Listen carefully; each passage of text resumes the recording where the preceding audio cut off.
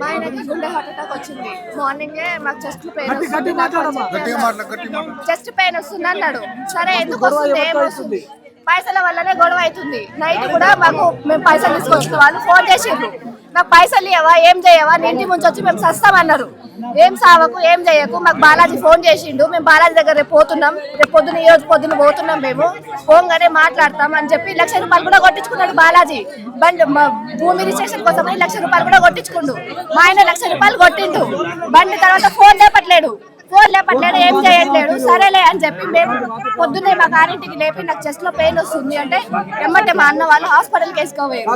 Night నుంచి tension tension tension, పైసల tension, ఎక్కడున్నా అదే టెన్షన్, అదే పైసల కోసం మాట్లాడదామని. ఇక్కడ ప్రధానంగా బాలాజీ దగ్గర పనిచేసినోడే మధుగాన్ దగ్గరికి వెళ్ళి ఇంకోటి వచ్చినోడే భీమానాయకు. దీంట్లోకి వెళ్ళి వర్గాల లెక్క విడిపోయినరు. ఈ డెడ్ బాడీ లేచింది ఇదే మైక్రో ఫైనాన్స్.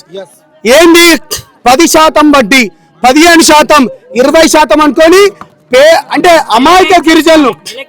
అమాయక గిరిజనులను మోసం చేసి ఆ బాలాజీ నాయక్ గారు, మధు నాయక్ గారు ఎన్ని నెలల క్రితం నల్గొండల అరెస్ట్ అయిన విషయం వీళ్ళకి తెలియదా? మళ్ళా మంగ్లీ అంటది నాకు తెలియదు అంటది. దయచేసి చెప్తున్నా తమ్ముడు, నువ్వు ప్రభుత్వాల గురించి ఏం మాట్లాడుతావు ఒకసారి మాట్లాడు.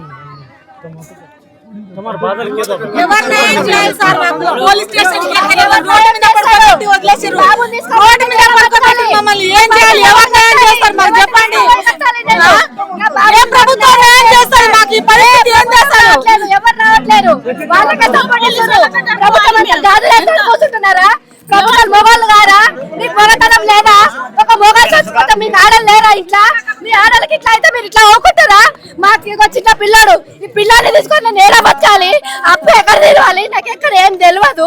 తీసుకపోయి పైసలు వేసిండు, ఏం తెలియదు, ఏం తెలిసి తెలియదు. మేము వేసేసినాం, మేము ఆట నడుపుకొని బతుకుతున్నాం హైదరాబాద్ లో. ఎవరో ఇట్లా వేస్తున్నారంటే మేము వేసినాం, తీసుకుపోయి ₹1 చేతిలో లేదు, అన్ని అప్పు తీసుకొచ్చి కట్టినాం. నా పిల్లలు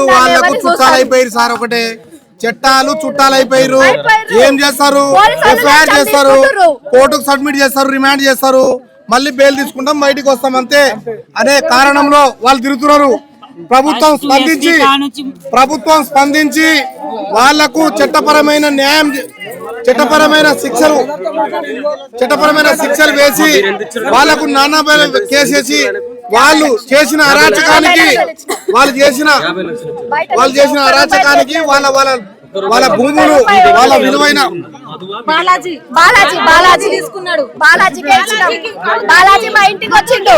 మా ఇంటికి వచ్చి 50 లక్షలు కట్టలు లెక్క పెట్టి మేమే స్వయంగా చేతుల మీదుగా బాలాజీకి ఇచ్చినాం. ఏ పేపర్ రాయలే, ఎక్కడ సంతకం పెట్టి మనలే, ఏం చెప్పలే. మామ నేనున్నా, నీకు మామనే అవుతాడు, నా మా ఆయన మామనే అవుతాడు.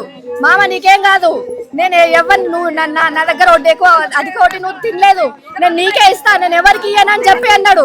నెక్స్ట్ రోజు ఫోన్ చేస్తే ఫోన్ లేపాడు, మళ్ళీ ఫోన్ చేస్తాడు. మేము భూమి అమ్ముదామని హైదరాబాద్ వచ్చినాం.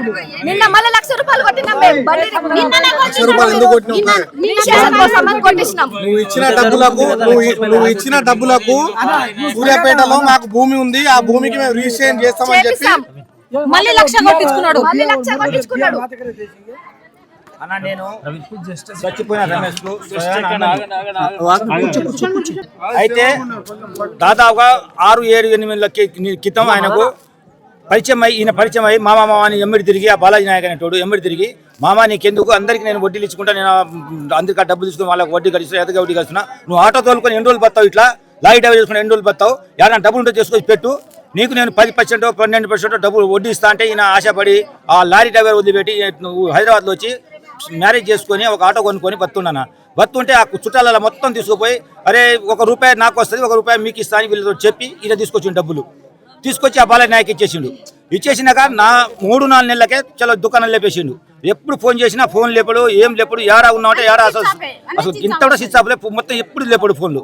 లాస్ట్కు మీడియా వాళ్ళు మీద వచ్చేసి అప్పుడు కేసు బుక్ చేసి పల్లె పోయి కేసు పెట్టినాం, ఆయన మీద 40 లక్షలు తీసుకుని కేసు పెట్టినాం, ఆ కాగితాలు కూడా ఉన్నాయి.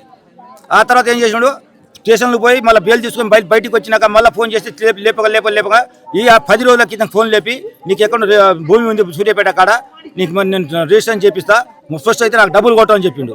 డబ్బులు లేవురన్నాయన మా కాడ, అసలు మేము ఇప్పుడు ఇబ్బందిలో ఉన్నాం, మళ్ళీ ఆడ డబ్బులు ఇచ్చి పెట్టుకొని నీకు పెట్టిన కాడికి ఇప్పుడు నాకు బయట అంతా ఇజ్జత్ చేస్తూ నేను సత్య కాలం వచ్చిన ఎంత చెప్పినా కూడా నువ్వు డబ్బులు తీయని నేను చెప్పాను అన్నాడు. నిన్న మళ్ళీ ₹1,00,000 కొట్టించుకోండు. ఇవాళ 3 రోజుల క్రితం నెంబర్ చెప్పి కొట్టించుకోండి. నెంబర్ ఇవ్వ సార్, ఇంకోసారి 40,000 డబ్బులు కొట్టించుకోండు. డబ్బులు కొట్టించుకొని మళ్ళీ ఆ తర్వాత ఫోన్ లేపుతలేడు. ఫోన్ స్విచ్ ఆఫ్ చేసిండు. ఫోన్ స్విచ్ ఆఫ్ చేస్తే ఈయనకు ఇచ్చిన వాళ్ళు ఏం చేస్తున్నారంటే రోజు ఇప్పుడు నిన్న మొన్న ఈయన హైదరాబాద్ ఉండి మా తమ్ముని కొడుకు పెళ్లి ఉంటే వచ్చిండు. వస్తే ఇప్పుడు ఇచ్చిన బాధ్యతలు ఏం చేస్తారు, నువ్వు డబ్బులు కట్టు, ఇప్పుడు నేను ఫోన్ ఇయ్యం, నువ్వు లేకపోతే భూమి అమ్ముతావు, ఏం చేస్తావు, డబ్బులు కట్టు అంటే అదే టెన్షన్లో ఇక టెన్షన్ పడి నా ఇజ్జత్ మొత్తం పోయి నేను ఎప్పుడు అప్పులు తెచ్చుకోలేదు, ఈ కూడా నేను మొత్తం పరిశాన్ అయిపోయినా అని చెప్పి భార్యతోటి చెప్పి ఇక ఎట్టాగో నేను పోతా, ఇక నేను బతికే పరిస్థితే లేదని అదే టెన్షన్ పెట్టుకుంటే నేను బతలాడి ఆపినాం. ఈ 2 రోజులు రాత్రి ఏమైందో ఏమో బీపీ డౌన్ అవుతుంది, మొత్తం నాకు ఎట్లా అనిపిస్తుంది అంటే వేసుకుపోయినాం సార్. వేసుకుపోయే లోపల మార్గ మధ్యలో హాస్పిటల్ పోయినాకనే అయిపోయింది. అది ఆయనకు బీపీ ఎక్కువ అయ్యి హార్ట్ అటాక్ వచ్చేసింది. దానివల్ల ఈ 4-5 రోజుల నుంచి ఏదో బాగా టెన్షన్లో ఉన్నాడు బాబు అని వాళ్ళ డాక్టర్లు చెప్పారు.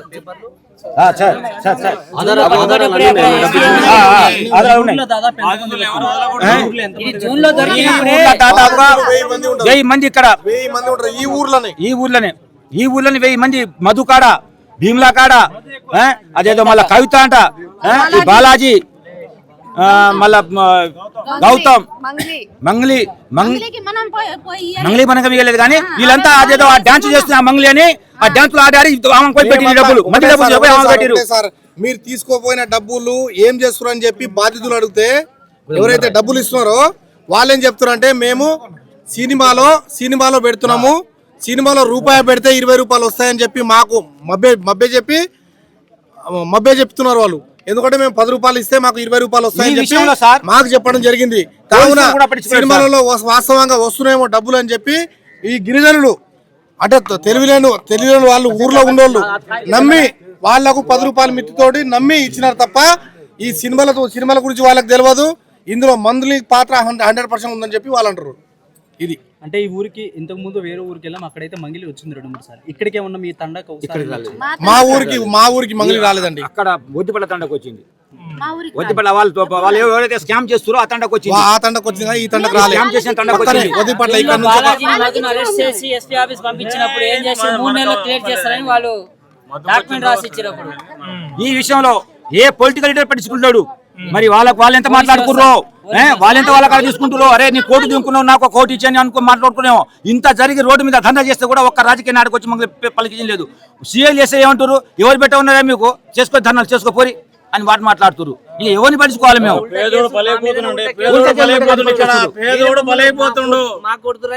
మరి ఇక ఏ ప్రభుత్వాన్ని అడగాలి మేము? ఎవరిని అడగాలి? బాధ్యులం తెలిసి తెలియక గిరిజనులం ఏదో పెట్టేసినాం, ఏదో వాళ్ళని పట్టుకొచ్చి కొంచెం కొద్దిగా ఇప్పిస్తారేమంటే కూడా ఆశ కూడా లేకుండా ఎలక్షన్ వచ్చేటప్పుడు గుర్తుకొస్తారు సార్. ఏం టెన్షన్ తోనే చనిపోయిండు. ఈ టెన్షన్ తోనే బాలాజీకి డబ్బులు ఇచ్చి 40 లక్షల దాకా డబ్బులు ఇచ్చి టెన్షన్ తోనే చనిపోయిండు. ఫోన్ చేస్తే ఫోన్ ఎత్తాడు. ఏం న్యాయం చేయాలి? మాకు ఎవరు న్యాయం చేస్తారు ఇప్పుడు? ఆ బాబు చిన్న బాబు నిలబడి వచ్చినాం, మేము రోడ్డు మీద నిలబడి వచ్చినాం. పొద్దు నుంచి మధ్యాహ్నం దాకా, పొద్దున 6 గంటల నుంచి మధ్యాహ్నం 12 దాకా అక్కడే నిలబడి వచ్చినాం. ఎర్రటి ఎండలో పడుకోబెట్టిన శవాన్ని తీసుకెళ్లి ఏ పోలీసు రెస్పాన్స్ లేదు.